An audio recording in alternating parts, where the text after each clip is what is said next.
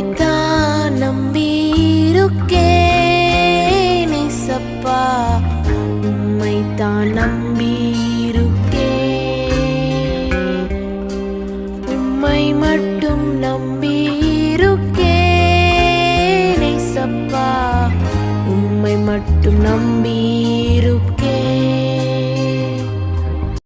பிரசங்கி 11வது அதிகாரம் அதனுடைய 6வது வசனம், காலையிலே உன் விதையை விதை, மாலையிலே உன் கையை நெகிழ விடாதே, அதுவோ இதுவோ எது வாய்க்குமோ என்றும் இரண்டும் சரியாய் பயன்படுமோ என்றும் நீ அறியாயே. எனக்கு அன்பான தேவ பிள்ளைகளே, நீங்கள் முயற்சி செய்கிற காரியத்துல ஆண்டவர் உங்களுக்கு முழு பலனை ஆண்டவர் உங்களுக்கு தரப்போகிறார். சில நேரங்களிலே நீங்கள் முயற்சி செய்தும் ஏமாந்து போயிருக்கலாம்.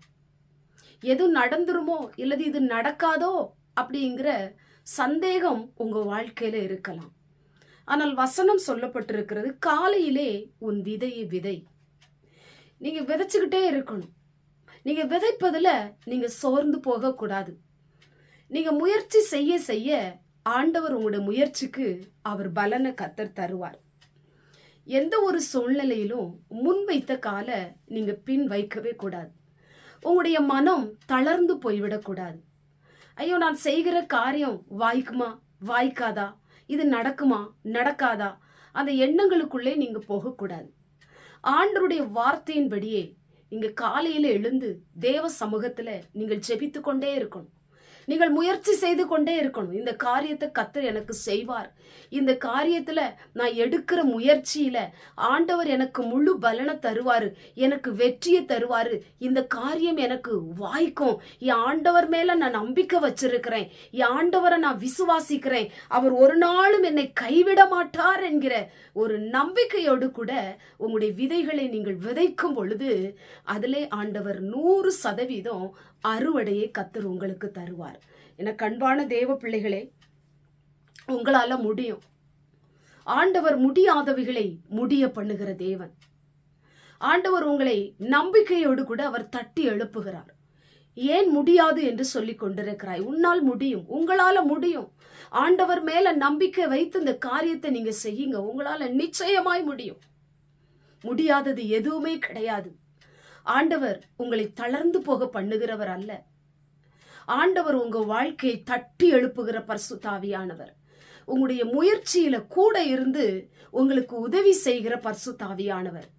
நீங்க செய்கிற காரியத்துல முழு பலனை ஆண்டவர் தரும்படி இன்றைக்கு ஆண்டவர் உங்களை தட்டி எழுப்புகிறார். என்னால முடியாது என்று சொல்லாதீங்க, உங்களால முடியும். நிச்சயமா உங்க காரியத்துல ஆண்டவர் உங்களுக்கு துணை நிற்பார். உங்க காரியத்துல ஆண்டவர் உங்களுக்கு உதவி செய்வார். உங்க காரியம் நிச்சயம் நடக்கும். உங்க காரியம் நிச்சயம் வாய்க்கும். வேதம் சொல்லப்பட்டது போல உங்களுடைய கையை நெகிழ விடாதே. ஆண்டவர் மேல நம்பிக்கையா இருங்க.